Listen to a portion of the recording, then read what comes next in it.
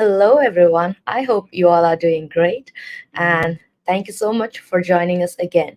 Welcome back to another session of Tech Talk with me, Tripti Sinha, your host from Tech Jobs Fair. And today we are about to dive into an exciting discussion that might be a game changer for all of you. So, today we are joined by a very special guest, Miss Fatou Barry. Hi, Fatou. How are you Hi, doing? hi, Tripti. I'm doing well, thank you. I'm super excited. So likewise, we are thrilled to have you here. So, guys, a little brief about Fatu. Through her career coaching and mentoring business, she empowers ambitious, multilingual professionals and expats go for jobs that they really want to pursue and that they really love. So I think this is exactly a right session for you to get some insights from her. And yeah, later you can connect with her on her LinkedIn. So thank you so much again, once again, for joining us, all of you, and thank you for being here. So before we dive into the topic, which is how to stand out and get hired using LinkedIn. So before we talk about the topic today, let's take a moment and uncover your journey so far in the industry. So over to you. Thank you, Tripti. So yes, to talk about my journey. So I'm French. I born and raised in France, but I do have over 10 years of experience working internationally, mostly in Ireland, where I spent 8 years working in the tech industry. So 10 years ago, in 2014, I left France for Cork in the south of Ireland, and I got a role as a tech support specialist at Apple. That was my first role. And then I moved to different roles. I transitioned from Apple to Dell, and my last role was at Shopify as an HR coordinator. So when I say it like this, it sounds like a smooth journey, but it wasn't, because over the period of 8 years, I had 10 different roles. I was basically searching myself. What do I want to do? What I want my career to look like? So after going from one job to another for about 4 years or so, I dived deep into my passions, my values, my strengths, and I realized that coaching was my thing. So I did a training, actually two of them, one in Ireland, one in France, to become a certified coach. Mhm. And I early on decided that I wanted to focus on career, because this was such a challenge for me to find what I wanted to do with my career, that I wanted to help others on the same journey. So since 2019 now, I have a coaching business called Top of the Pile, and I help multilingual, like you said, multilingual professionals and expats to find a job they love.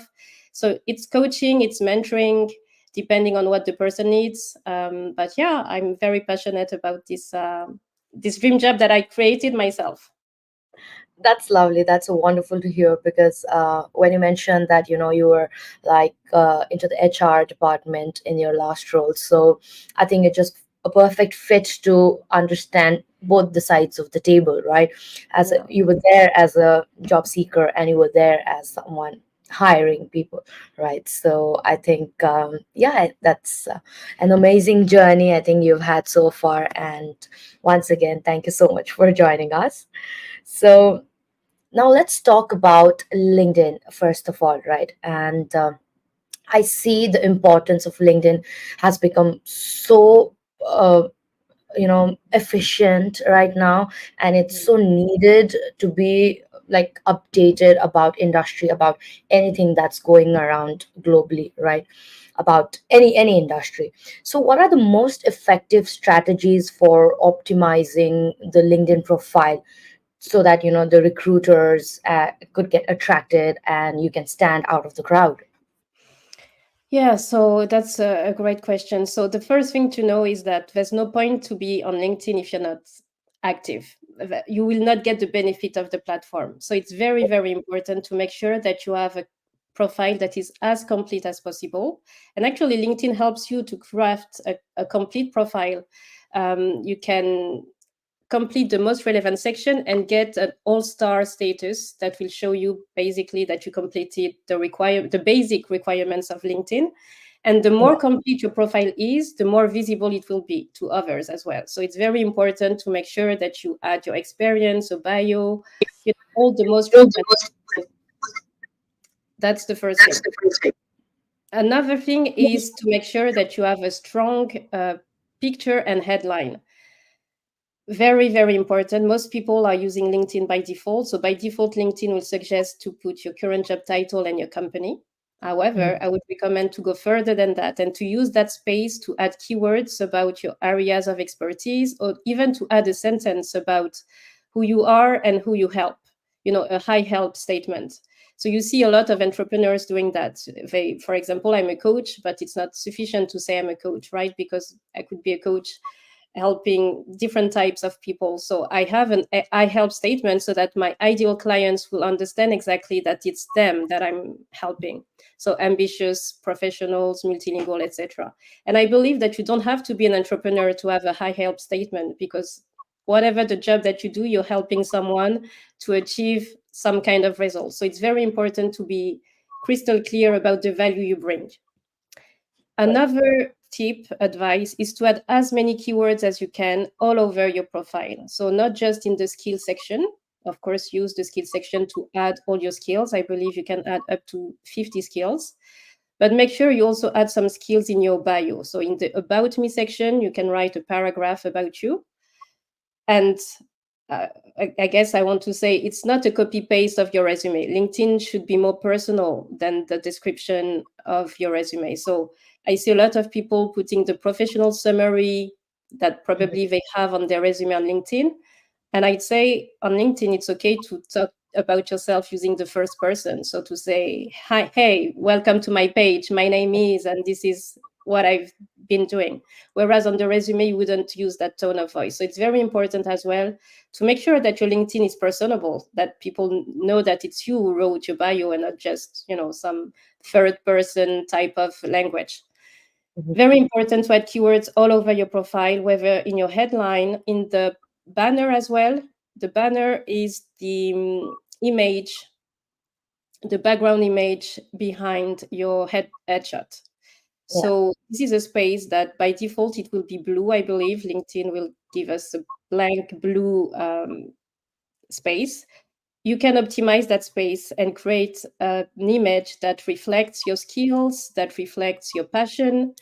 I know, for example, if you love public speaking and you've been invited to speak, you can put a picture of yourself on a stage, for example, to showcase your presentation skills, or it could be an image again with your key areas of specialties. So very, very important to use all the space that you can to represent yourself and not your company branding. Common mistake that I see people do is they use that header space, the LinkedIn banner, to put the company's logo, the company where they are currently employed. It's Yeah. okay, I guess, if you're a recruiter of that company and you're representing the company on your LinkedIn, that's totally fine. But if you're looking to build your personal brand and maybe are even open to get a new role, it's very important to detach from your current company and to really focus the attention on you. So Mm. these are the few tips that I can share. I have plenty more. Great. So now when you mentioned about keywords, can you give us an example of like three, four words Yeah. that can be used in general by everyone? So let's say you are a project manager.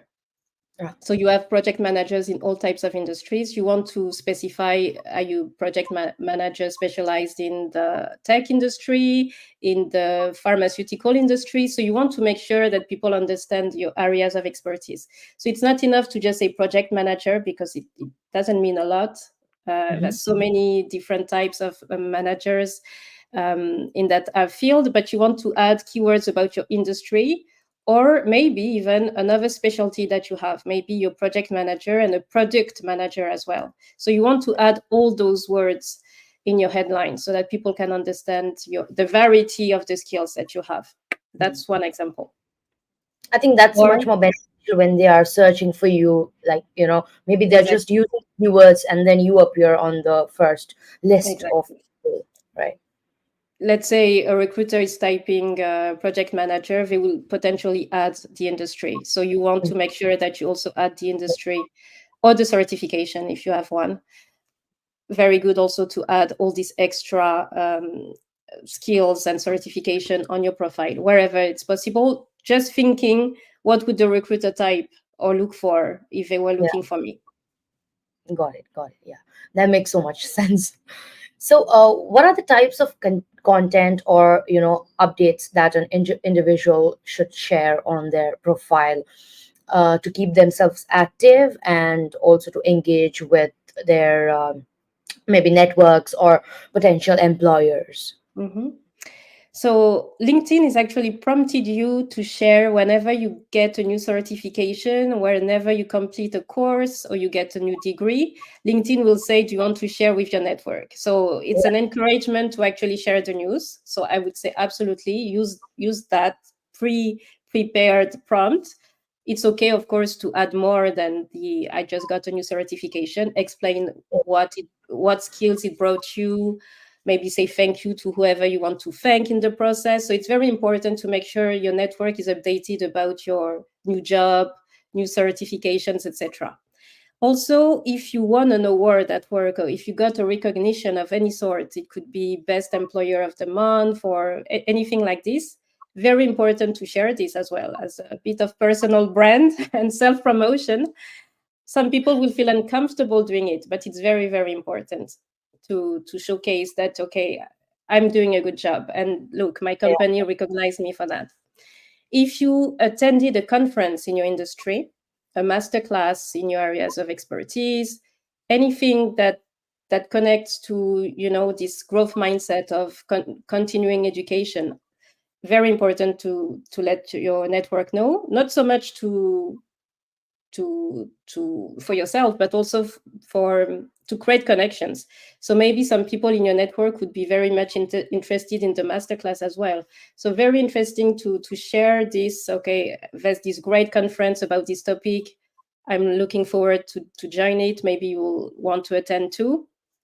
yeah, And if you lost your role, if you've been part of a massive layoff and you unfortunately lost your role, very important to let your network know whenever the time is right. You don't have to rush into doing this the same day, but whenever you feel okay with this, to let your network know about the situation and to ask them to keep you in mind for future opportunities that might align with your skills, your experience, and your wishes in general.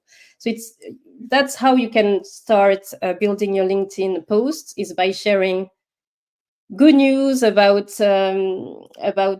your career updates, certifications, and also when you need help and support, you can rely on your network to think of you.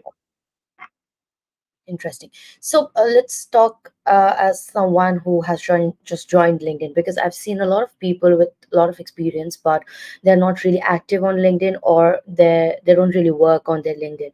But now that it's become so important to have a LinkedIn profile for the visibility, and especially when everything is getting remote and everything, so you get noticed a lot by LinkedIn, your LinkedIn profile. So let's say for a beginner, how like how do they usually what do they usually post? I mean, like, um can they just randomly post about like having a good day here, maybe drinking a coffee, or something about that? If they don't have anything about their certifications or these career growth happening, but then they just want to stay active and let people know that they are in the network and they're still active on the profile. So how do we keep that Okay. consistency? Yeah, a good question. I'd say I know some people would say LinkedIn is a professional platform and you need to keep it strictly professional. I tend to disagree. I mean, initially it was a professional platform, but now it's a personal brand as well platform. So you can use it either way. So I'm not too strict about never share about your personal life. If you want to share a beautiful picture with the sun and your cup of coffee, why not? This will not bring you much job opportunities, though, to be realistic. But you can be seen as a positive light on LinkedIn, and why not? So I'm not too strict about that. But if you're not comfortable posting, or if you're not sure what to post, you can start by commenting. It's a Ah, great way to start. So if you follow someone in your industry, past colleagues, mentors, it could be anyone really, thought leader, influencer, start to add your 2 cents into the conversation by commenting, and not just great post, something short like this. Add your value, add your insights to the main topic of the conversation.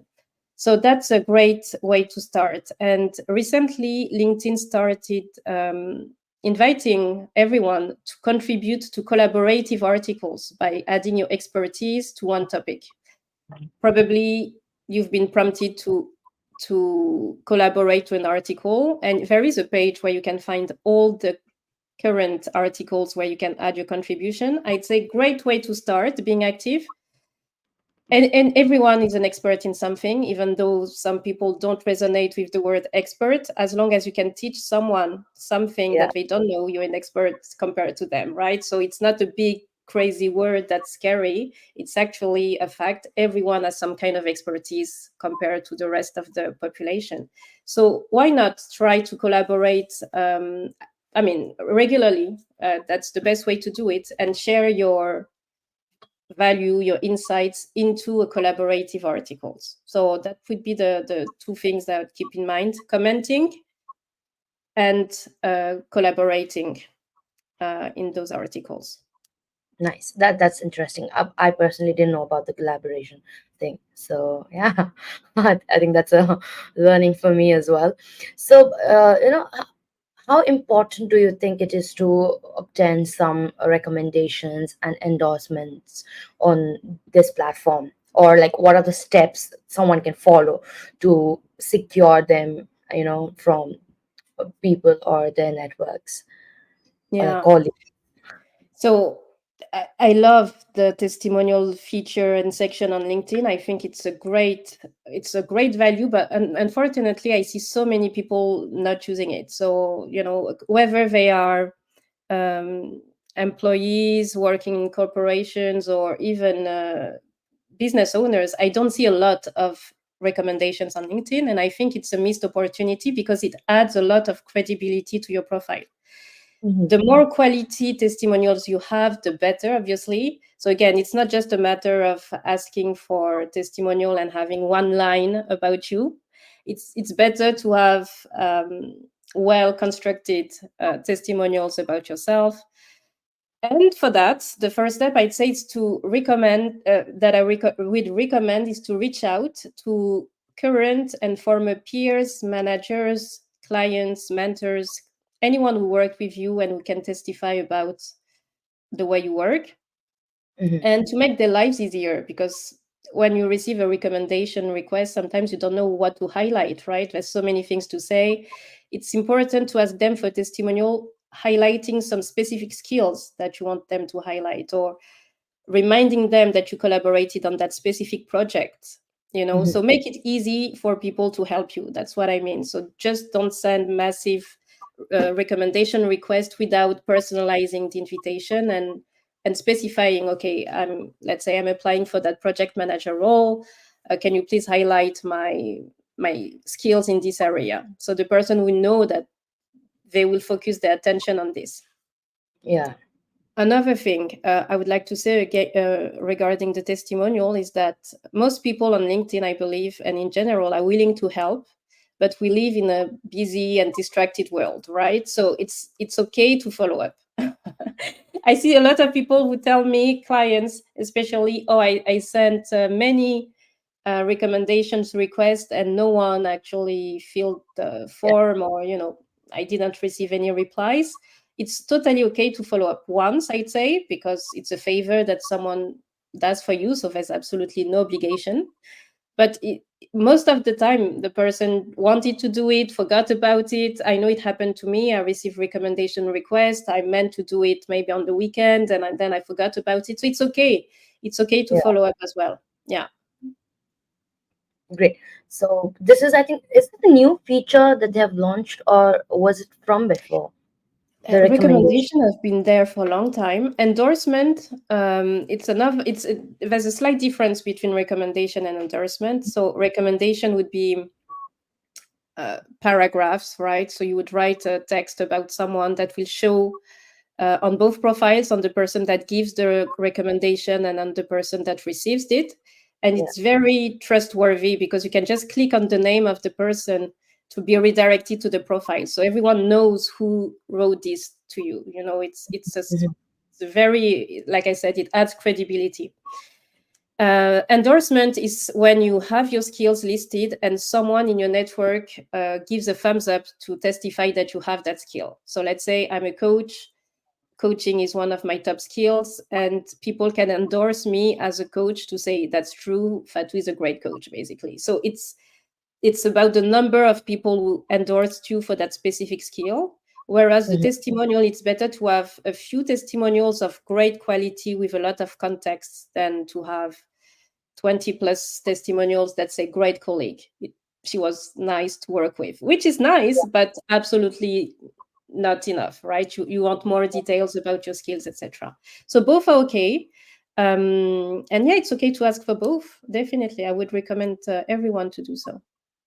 That's really interesting. And I think it's very much relevant when you are, exploring more opportunities through LinkedIn. It shows like how good of an employee or like colleague you are, or like it highlights your skills. So I think that's Yeah. really nice to have that added in your profile now. So, And yeah, yeah. sorry. Now, I wanted to say, just don't do it when you're actively looking for a job. Do it proactively.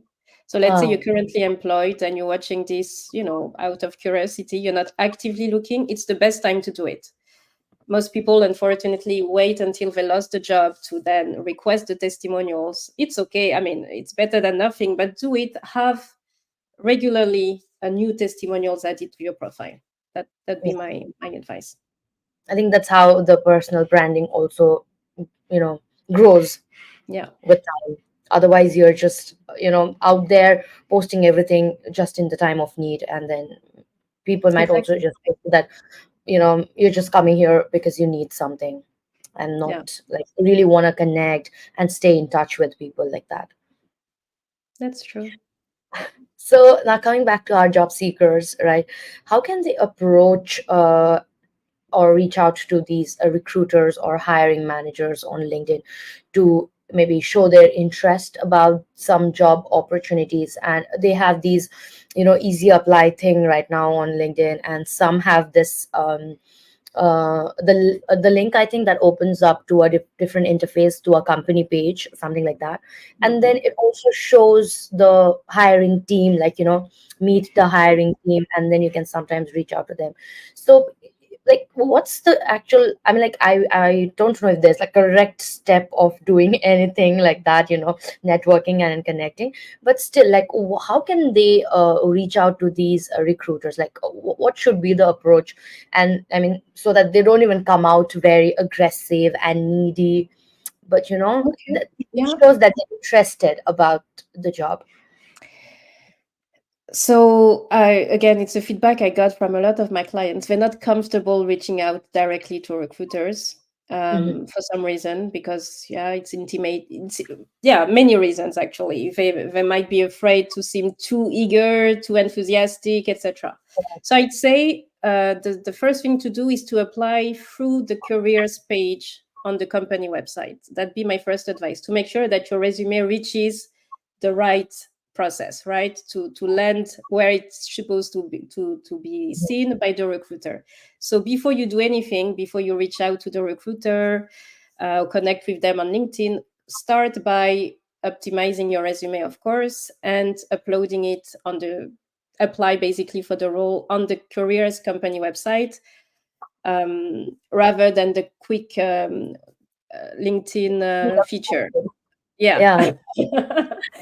Because why? There's a reason I say this. It's because on the company's page, you would have additional information that would be requested of you regarding your salary expectation, your earlier start date, extra question about your visa status. Very important to provide this information from the get-go instead of wanting to go the quick and easy way and missing some key information. So that's my first advice. Once you do that, if on LinkedIn you can see who is the recruiter in charge of the role, sometimes you do, in most cases you can see who is Yeah. responsible for hiring, totally fine to connect with them and on LinkedIn and let them know that you're super excited about the opportunity and that you've applied, so they know where to find your resume on their site.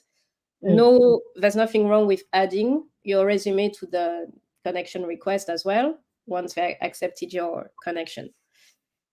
Another question I was asked is, can I connect with the hiring manager directly and not the recruiter? Because those are two different people, right? I'd say Yes. the recruiter's role is to connect you with the hiring manager if your profile matches. So very important to not burn the steps and to connect first with the recruiter. And if they deem your CV and your profile appropriate, they will create the connection with the hiring manager. A Mhm. case where I would recommend to connect with the hiring manager is once you've been invited to chat with them. You've had basically an interview callback, right? You chatted with the recruiter, you got a connection with the hiring manager, and for some reason you didn't get the role, but you created some kind of connection with the hiring manager. You built a good rapport with them.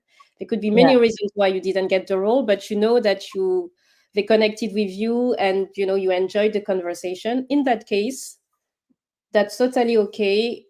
Once you receive that rejection email, to connect with the hiring manager to stay updated about what they do and maybe to ask them to keep you in mind for future opportunities in their team. So Yeah. that's the best way for me to do it, is to not burn any bridges by contacting the hiring manager first. Contact the recruiter first, and if you connected with the hiring manager, follow up with them on LinkedIn. Give them updates regularly. Express your gratitude for the opportunity to learn more about the team, etc. Yeah. Yeah. That's nice. Also, I have seen sometimes when, like, when you mentioned, for XYZ reasons, when you don't get the job, but Mm. you build a rapport with the hiring manager. Sometimes they also come up with things like, however, we don't really have a role that suits your expertise, but let me see if we can fit you, somehow, somewhere, because they're so impressed and they're connected to you and they really look forward to having you in the team. They do, come up with these initiatives where they say, let me see if we could, find a role that fits you in, which I mean, like, we do not have an opening, but we can give it a Yeah. try. I think that's what the building rapport is all about. It They're is true. thinking about you Absolutely. and actually creating an opening for you, because Yeah. you've expressed yourself so good that they Mm. want you to be in their organization or team. So yeah, and I truly believe that building of rapport is a very, very, I think, the most important thing of networking. Sometimes you're just talking, for reasons like you need each other for some work, right?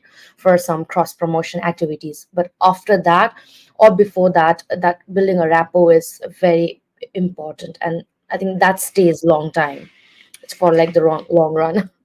I agree. I agree 100%. Definitely, it happened to many people. They didn't get the role right now, but they Yeah. later joined the company at a later stage because they created a strong connection with the hiring team earlier on. So very important to not burn any bridges at all. Yeah. That's really, really, and I think that's a beautiful insight that you've shared. So now coming, as we get closer to wrapping our session, I do have like one last question for you, which is, are there any common mistakes or, pitfalls that job seekers should avoid when using LinkedIn as the part of their job search strategy, Hmm. or they're actively looking for jobs through LinkedIn?